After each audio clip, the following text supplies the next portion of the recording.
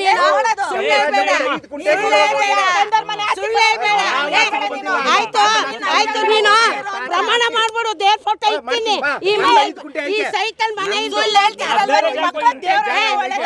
ಪ್ರಮಾಣ ಮಾಡಿ ಸೈಕಲ್ ಮನೆ ಇದು ಹೋಗ್ತೀವಿ ನಾವು ಕೊಡಮ್ಮ ದೇವ್ರನ್ನ ಕೆಂಪರಾಜಮ್ಮನ ಕರ್ಕೊಂಡ್ ಜಾಗ ತೋರ್ಸಮ್ಮ ಕೆಂಪರಾಜಮ್ಮನೇ ನಿಂತ್ಕೊಂಡು ಕಟ್ಟಿಸ್ಕೊಟ್ಟಿದ್ದು ನಮಗೆ ಮನೆ ಕೆಂಪರಾಜಮ್ಮನೇ ಅದೇ ಲಕ್ಷ್ಮಣ ನೀರು ಕೊಟ್ಟ ಜಮೀನ್ 4ನೇ ನಂಬರ್ ಸರ್ವೆ ನಂಬರ್ ಅದು ನಿನ್ ಬುಡಕ್ ಗೊತ್ತಾಯ್ತಲ್ಲ ಅದಕ್ಕೆ ನಾವು ಕೊಟ್ಟಿದೀವಿ ಅದೇನ ಡಾಕ್ಯುಮೆಂಟ್ಸ್ ತಗೊಂಡು ಇಲ್ಲಿ ಇರ್ಲಿ ಬರೀ ಡಾಕ್ಯುಮೆಂಟ್ಸ್ ಇಲ್ಲ ಅಂದ್ರೆ ನಾವು ಪೊಲೀಸ್ ಸ್ಟೇಷನ್ ನಾವು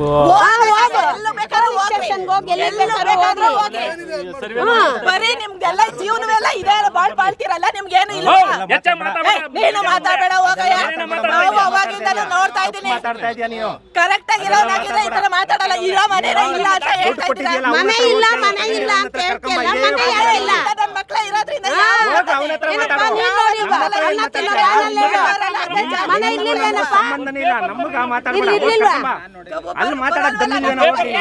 ಮತ್ತೆ ಇಲ್ಲಿ ಯಾರು ನೋಡ್ದೇ ಇರೋರೇ ಬಂದಿದ್ದೀರಾ ಸಾಕ್ಷಿಗೆ ಕರೀರಿ ಲಕ್ಷ್ಮಣನ್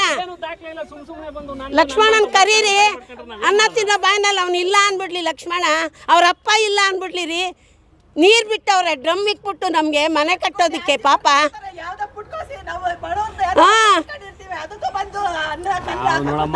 ನನಗ್ ದುಡ್ಡು ಬಂದಿಲ್ಲ ನೀನೇ ಕೆಂಪರಾಜಮ್ಮನ ಏಜೆಂಟ್ ಬಿಟ್ಟಿದ್ಯಾನೋ ದುಡ್ಡು ಎತ್ಕೊ ಹೋಗಮ್ಮ ನಾನು ಆಮೇಲೆ ಬರ್ತೀನಿ ಅಂತ ಏನಲ್ಲಲ್ಲೇ ಏನದು ಏನ್ ಮಾತಾಡ್ತೀಯ ಅದೇ ಕೆಂಪರಾಜಮ್ಮನ ಏಜೆಂಟನ್ ಬಿಟ್ಟಿದ್ದೇನೋ ನೀನ್ ದುಡ್ಡು ಎತ್ಕೊ ಹೋಗು ನಾನು ಆಮೇಲೆ ಬಂದು ಕುತ್ಕೊಂತೀನಿ ಪುಟ್ಟಗೊಂದು 20 ವರ್ಷ ಆದ್ಮೇಲೆ ಅಂತ ಈಗ ಒಂದು 100 ಜನ ಕರ್ಕೊಂಬಂದು ನಾನು ನೋಡಿದ್ಯಾ ಹೊಡೆದಾಕು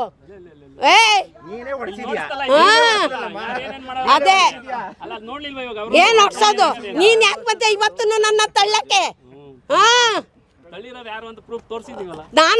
ನಾನು PCR ಹಾಕ್ತೀನಿ ಹೋಗು ಇವ್ರು ಪೊಲೀಸ್ನವ್ರು ಹಾಕ್ಲಿಲ್ಲ ಅಂದ್ರೆ PCR ಹಾಕ್ತೀನಿ 72 ವರ್ಷದ ವಯಸ್ಸಿನೋಡ ನೀನು ತಳ್ಳಿದ್ಯಾ ಮುಟ್ಟಿದ್ಯಾ ಹೆಂಗ್ಸ್ನ PCR ಹಾಕ್ತೀನಿ ಹೋಗಲ್ಲಿ ಬಿಡಿಸ್ಕೊ ಹೋಗು ಪೊಲೀಸ್ನವ್ರನ್ನ ಬುಕ್ ಮಾಡ್ಕೊಂಡಿದ್ಯಾ ಅವ್ರನ್ನ ಕರ್ಕೊಂಬಂದು ನಂಗೆ 420 ಕೇಸ್ ಹಾಕಿಸ್ತೀನಿ ಅಂತ ಹೇಳ್ತೀಯಾ ಅರ್ಥ ಆಯ್ತಾ ಈಗ ಅವರು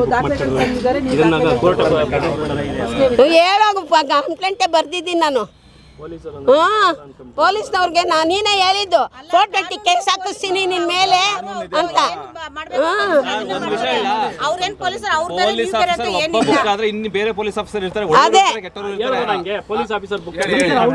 ನೀನೇ ಹೇಳಿದ್ದು ಪೊಲೀಸ್ ಆಫೀಸರ್ ಬುಕ್ ಮಾಡ್ಕೊಂಡಿದ್ದಿ ನೀನ್ ಹೆಂಗ್ ಕಟ್ತೆ ಇಲ್ಲೆಲ್ಲ ಇಡೀ ಕಾಕೊಂಡು ಪೊಲೀಸ್ನವ್ರು ಬರ್ದೆ ರೀ 112 ದಿನ ಫೋನ್ ಮಾಡಿದ್ದೀನಿ ನಾನು 4 ದಿನಾನು ಮಾಡಿದ್ದೀನಿ 112ಕ್ಕೆ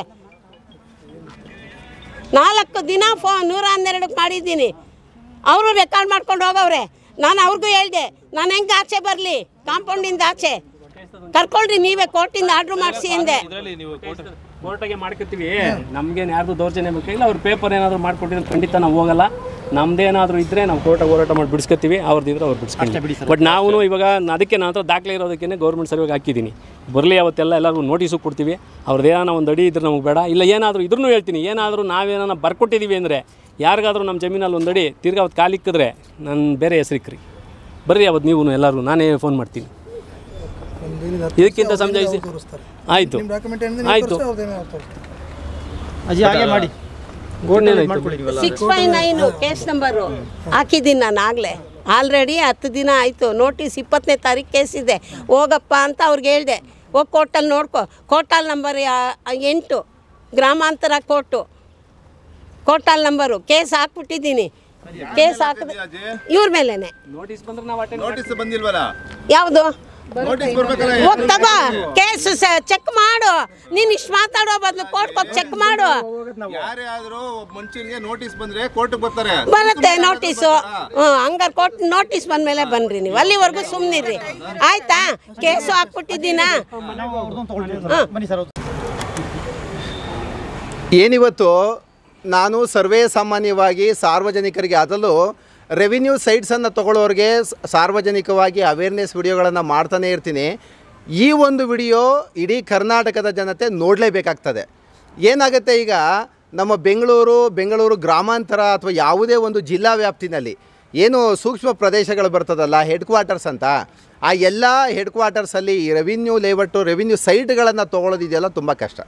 ಈಗ ಆಲ್ಮೋಸ್ಟ್ ಏನಾಗುತ್ತೆ, ನಮ್ಮಲ್ಲಿ ಈಗ ನಮ್ಮ ರೆವಿನ್ಯೂ ಮಿನಿಸ್ಟರ್ ಆಗಿರ್ಬೋದು, ಬಿ ಡಿ ಎ ಕಮಿಷನರ್ ಆಗಿರ್ಬೋದು ಕ್ಲೀನಾಗಿ ಆರ್ಡ್ರ್ ಮಾಡೋದು. ಯಾಕಂದರೆ ಬೆಂಗಳೂರಿನಲ್ಲಿ ರೆವಿನ್ಯೂ ಸೈಟ್ಸ್ಗಳನ್ನು ತೊಗೊಳ್ಬೇಡಿ, ರೆವಿನ್ಯೂ ಲೇಔಟ್ಸನ್ನು ಡೆವಲಪ್ಮೆಂಟ್ ಮಾಡಬೇಡಿ ಅಂದ್ಬಿಟ್ಟು ಆರ್ಡ್ರ್ ಆಯಿತು. ಈ ಹಿಂದೆ 10ನೇ ತಿಂಗಳಲ್ಲಿ ಆರ್ಡ್ರ್ ಆಯಿತು, ಈಗೆಲ್ಲ ಕ್ಲಿಯರ್ ಇದೆ. ಬಟ್ ಆದರೆ ಈ ಹಿಂದೆ ಏನು ರೆವಿನ್ಯೂ ಸೈಟ್ಸ್ಗಳನ್ನು ತೊಗೊಂಡ್ಬಿಟ್ಟಿದ್ದೀರಾ ನೋಡಿ, ಇವತ್ತು ಇವರು ನಮ್ಮ ಕ್ಲೈಂಟ್ಸ್ ಏನು ಮಾಡಿದ್ದಾರೆ, ಇದೊಂದು ಅಂದ್ರಳ್ಳಿ ನವಿಲ್ನ ಚಕ್ರನಗರ ಅಂತ ಬರ್ತದೆ, ಇದೊಂದು ಸರ್ವೆ ನಂಬರಲ್ಲಿ ಬರ್ತದೆ.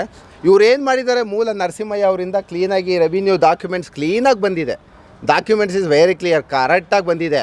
ಆಮೇಲೆ ಜಾಗದ ಹತ್ರ ಏನಾಗಿದೆ, ಕ್ಲೀನಾಗಿ ಜಾಗದ GPS ಫೋಟೋನ ತೊಗೊಂಡು BBMPಯಿಂದ ಈ ಕಥಾಗಿರೋದು. BBMP ಈ ಕಥಾಗಿದೆ. ಅವ್ರದ್ದೆಲ್ಲ 5 ಜನರದ್ದು ಏನಿದೆ ಸೇಲ್ ಡೀಡ್ ಕರೆಕ್ಟಾಗಿದೆ. ಈಗ ಸಮಸ್ಯೆ ಏನು ಅಂದರೆ 25-30 ವರ್ಷಗಳ ಹಿಂದೆ ಇವ್ರು ಜಾಗ ತೊಗೊಂಡಿದ್ದಾರೆ. ಆಲ್ರೆಡಿ ಒಂದು ಶೆಡ್ಡು ಇತ್ತು, ಕರೆಂಟ್ ಬಿಲ್ ಎಲ್ಲ ಕಟ್ಟಿದ್ದಾರೆ, ಕಟ್ಕೊಂಡು ಹೋಗಿದ್ದಾರೆ, ಎಲ್ಲ ಓಕೆ. ಬಟ್ ಅದು ಈಗ ಇಷ್ಟು ವರ್ಷಗಳ ನಂತರ ನಮ್ಮಲ್ಲಿ ಸಾರ್ವಜನಿಕರಿಗೆ, ನಿಮಗೆ ಸರ್ವೇ ಸಾಮಾನ್ಯವಾಗಿ ಪ್ರತಿಯೊಬ್ಬರಿಗೂ ಏನು ಹೇಳೋದು ಅಂದರೆ, ಇಡೀ ನಮ್ಮ ಕರ್ನಾಟಕದಲ್ಲಿ, ಅದು ಇಂಡಿಯಾದಲ್ಲಿ ರೆವಿನ್ಯೂ ಆ್ಯಕ್ಟ್ಸ್ ಏನಂತಂದರೆ, ಈಗ ಯಾವುದೋ ಒಂದು 3 ಎಕರೆ ಇರುತ್ತೆ, ಆಯಿತು ಇದೇ ಒಂದು 5 ಕುಂಟೆ ಇದೆ ಅಂತ ತಿಳ್ಕೊಳ್ಳಿ. ಈ 5 ಕುಂಟೆ ಏನು ಮಾಡ್ತಾರೆ, ನಿವೇಶನಗಳನ್ನಾಗಿ ಪರಿವರ್ತನೆ ಮಾಡ್ತೀವಿ ಅಂತ ಏನು ಮಾಡ್ತಾರೆ, 30-40, 20-80 ಇಲ್ಲ 20-40 ಈ ಥರ ಜಾಗಗಳನ್ನು ವಿಧವಾಗಿ ವಿಂಗಡಣೆ ಮಾಡಿ ಸೈಟ್ ಅಂತ ಸೇಲ್ ಮಾಡಿಬಿಟ್ಟು ಹೊರಟೋಗ್ತಾರೆ. ಬಟ್ ರೆವಿನ್ಯೂ ಡಾಕ್ಯುಮೆಂಟ್ಸ್ ಏನಾಗುತ್ತೆ ಅಂದರೆ, ಸೈಟಲ್ಲಿ ಯಾರು ಸೇಲ್ ಮಾಡಿರ್ತಾರೆ ಸೈಟ್ದು ಸೇಲ್ ಡೀಡ್ ಬರುತ್ತೆ, ಸೇಲ್ ಡೀಡ್ಗೊಂದು EC ಕವರ್ ಆಗುತ್ತೆ, ಈ ಖಾತೆ ಅದಕ್ಕೊಂದು ಈ ಖಾತವನ್ನು ಮಾಡಿಕೊಡ್ತಾರೆ ಸರ್ಕಾರ BBMPಲಿ. ಬಟ್ ಆದರೆ ಇಡೀ ಕರ್ನಾಟಕದಲ್ಲಿ ಏನಾಗುತ್ತೆ, ರೆವಿನ್ಯೂ ಡಾಕ್ಯುಮೆಂಟ್ಸ್ ಅಂದರೆ RTC ಮೂಲ ಯಾರ ಹೆಸರಲ್ಲಿರುತ್ತೆ ಅವ್ರ ಹೆಸರಲ್ಲೇ ಇರುತ್ತೆ. ಈಗ ನಾವು ನಮ್ಮ ಮನೆಗಳಲ್ಲೂ 70-80 ವರ್ಷದಿಂದ ಪೊಸಿಷನಲ್ಲಿದ್ದೀವಿ. ಬಟ್ 80 ವರ್ಷದ ಮೂಲ ಯಾರಿದ್ದಾರೆ ಅವ್ರ ಹೆಸರಲ್ಲೇ RTC ಬರ್ತಾ ಇರುತ್ತೆ ಟಿಲ್ ಡೇಟ್. ಏನು ಇದೊಂದೇ ಜಾಗದಂತ ನಾನು ಹೇಳಲ್ಲ, ಇಡೀ ಎಂಟೈರು ನೀವು ಒಂದು ಡಿಶ್ ಅಂಕನ ಓಪನ್ ಮಾಡ್ಕೊಂಡು ಹೋಗಿ ಇವೆಲ್ಲ ತೊಗೊಬಿಟ್ಟಿದ್ದಾರೆ ಆಲ್ರೆಡಿ. ಬಟ್ ರೆವಿನ್ಯೂದಲ್ಲಿ ಮಾತ್ರ RTC ಓನರ್ ಯಾರು ಇರ್ತಾರೆ ಟಿಲ್ ಡೇಟ್, ಈ ಬಿಲ್ಡಿಂಗ್ಗಳದ್ದು ಚೆಕ್ ಮಾಡಿಬೇಕಾದ್ರೆ RTC ಓನರ್ ಯಾರು ಇರ್ತಾರೆ ಅವ್ರಿಗೆ ಬರುತ್ತೆ. ಇದು ಸಾರ್ವಜನಿಕ ವಾಸ್ತವ. ಇದು ಸಮಸ್ಯೆ ಏನು ಅಂದರೆ, ಈಗ ಇಷ್ಟೆಲ್ಲ ತೊಗೊಂಡಿರ್ತಾರಲ್ಲ, ಈಗ ಅವ್ರು ಯಾರೋ ಸ್ನೇಹಿತರು, ಅವರು ಮೂಲ ಲ್ಯಾಂಡ್ ಲಾರ್ಡ್ಸ್ ಅವರು. ಈಗ ಅವ್ರದ್ದು ಸಮಸ್ಯೆ ತಪ್ಪು, ಇವ್ರದ್ದು ಸಮಸ್ಯೆ ತಪ್ಪು ಅದು ಬರಲ್ಲ. ನಮ್ಮಲ್ಲಿ ಕಾನೂನು ಕ್ಲಿಯರಾಗಿ ಹೇಳ್ಬಿಟ್ಟಿದೆ, ನೀವು ಲ್ಯಾಂಡ್ ಲಾರ್ಡ್ಸ್ ಇದ್ದರೆ ಕಾನೂನು ಹೇಳೋದು 3 ವರ್ಷದ ಒಳಗೆ ಖಾತೆ ಮಾಡಿಸ್ಕೊಳ್ಳಿ.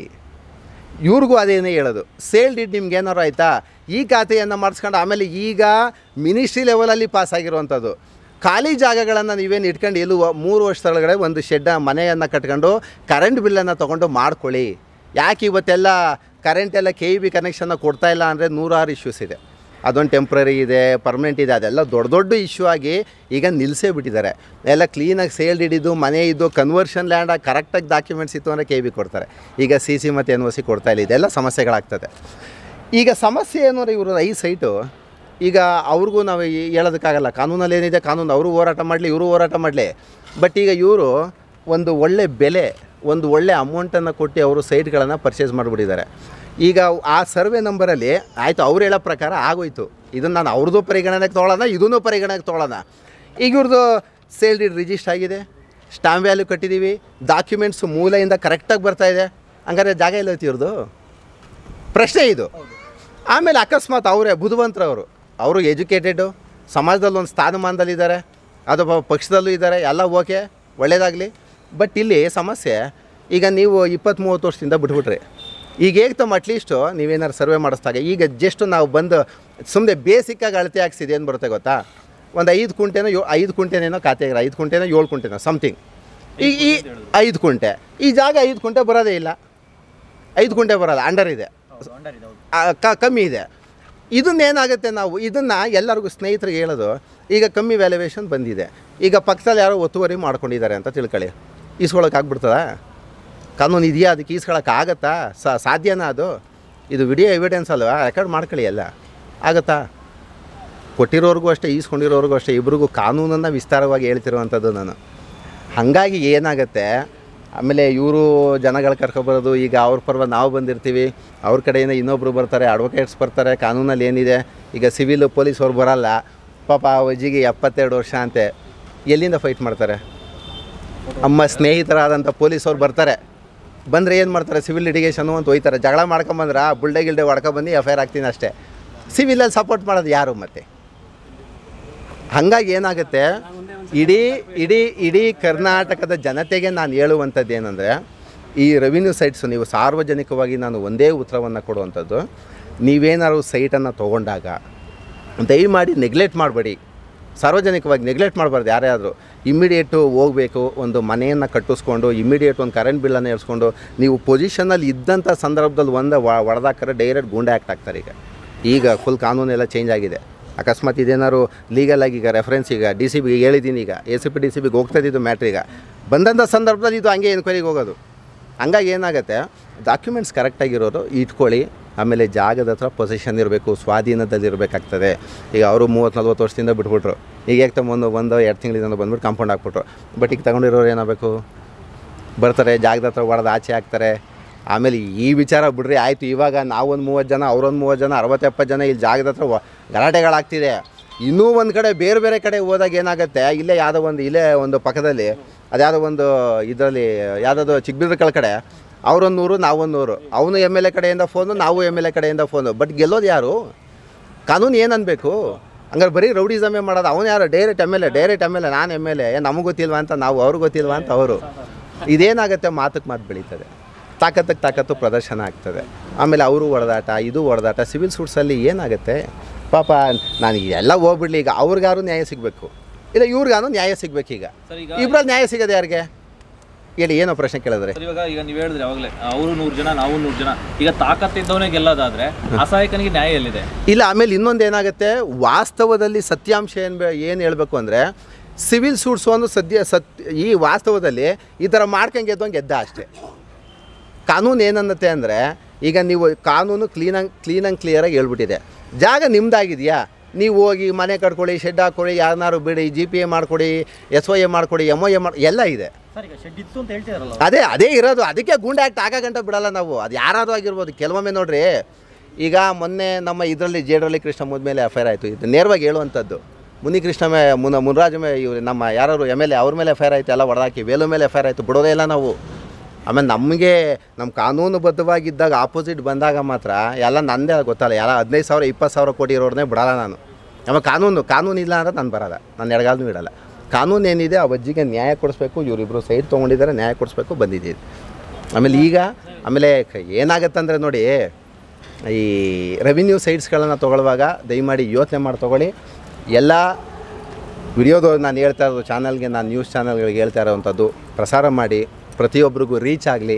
ನೀವೇನಾದ್ರು ಮಾಡಿ ಆ ಸದ್ಯಕ್ಕೆ ಆ ಅಜ್ಜಿಗೆ ಈ ಸೈಟನ್ನು ಕೊಡಿಸೋ ತನಕನೂ ನೀವು ಕಮಿಷನರ್ ಆಗಿರ್ಬೋದು, ADGP ಆಗಿರ್ಬೋದು, ಮಿನಿಸ್ಟ್ರ್ ಲೆವೆಲ್ಗೆ ಹೋದ್ರೂ ಈ ಜಾಗವನ್ನು ಅವರು ಕೊಡಿಸೋ ಪ್ರಯತ್ನವನ್ನು ನೀವು ಮಾಡಿಸ್ಕೊಡಿ. ಹಂಗೆ ನಮ್ದು ಒಂದೇ ಒಂದು ಸಿಗೊಂಡ್ವಿ ಹೇಳಿದ್ರು, RTC ನಿಜ ಜಮೀನು ಓನರ್ ಹೆಸರಿಗೆ ಇರ್ತದೆ. ಆದರೂ ಕೂಡ ಜಮೀನು ಓನರ್ ಕಡೆಯಿಂದ ಒಂದು ಸೇಲ್ ಡೀಡ್ ಅಂತಾಗಲಿ, ಒಂದು GPA ಅಂತಾಗಲಿ ಮಾಡ್ಕೊಂಡಿರ್ತಾರೆ. ಒಂದು ನಿಮಿಷ ಆಯಿತಾ? ಅಲ್ಲ ಆಯಿತು ಮಾಡ್ಕೊಳ್ಳಿ, ಅಲ್ಲ ಬಿಡಿ, ಆಯಿತು ನಾನು ಮಾತಾಡ್ತಾ ಇದ್ದೀನಿ ಅಲ್ಲಿ ಬಿಡಿ. ಅಲ್ಲ ಏನಾದರೂ ಇದ್ದೇ ಇರಬೇಕು, ವಕೀಲರು ಒಪ್ಕೋಬೇಕಾದ್ರನ್ನ. ಇಲ್ಲ ಏನೂ ಬೇಕಾಗಿಲ್ಲ, ಪಾಣಿದಾರರ ಹೆಸರಿಂದ ಏನೂ ಬರ್ಸ್ಕೋಬೇಕಾಗಿಲ್ಲ ಅಂತ ಕಾನೂನು ಏನಾದರೂ ಇದ್ದರೆ ನಾವು ಅಕ್ಸೆಪ್ಟು. ಆದ್ರೂ ಕೂಡ ಯಾರೇ ಪಾಣಿ 100 ವರ್ಷ ಅವ್ರ ಹೆಸರಲ್ಲೇ ಇರಲಿ, ಅದು ಯಾರಿಗಾದರೂ ಅಥವಾ ಸೈಟ್ ಲೆಕ್ಕದಾಗಲಿ, ಕುಂಟೆ ಲೆಕ್ಕದಾಗಲಿ ಪರಬಾರೆ ಆಗದೆ ಅಂದರೆ ಏನಾದರೂ ಒಂದು ಚೀಟಿ, ಒಂದು GPA ಅಥವಾ ಒಂದು ಸೇಲ್ ಡೀಡು ಇರಬೇಕು. ನಮ್ಮ ಈ ಜಾಗನ ಯಾರಿಗಾದರೂ ನಾವು ಬರ್ಕೊಟ್ಟಿದ್ರೆ ಸರ್ವೇನೂ ಮಾಡಿಸ್ತೀವಿ, ಕೋರ್ಟಾಗೂ ಮಾಡ್ತೀವಿ, ಆವತ್ತೇ ಬಿಡ್ತೀವಿ. ಇಲ್ಲಾಂದರೆ ನಾವೂ ಕೂಡ ನಮ್ಮ ಜಮೀನು ಉಳಿಸ್ಕೊಳ್ಳೋದಕ್ಕೆ ಏನು ಬೇಕು ಕಾನೂನು ಹೋರಾಟನ ಎಲ್ಲಿಗೆ ಬೇಕು ನಾವು ಮಾಡ್ತೀವಿ.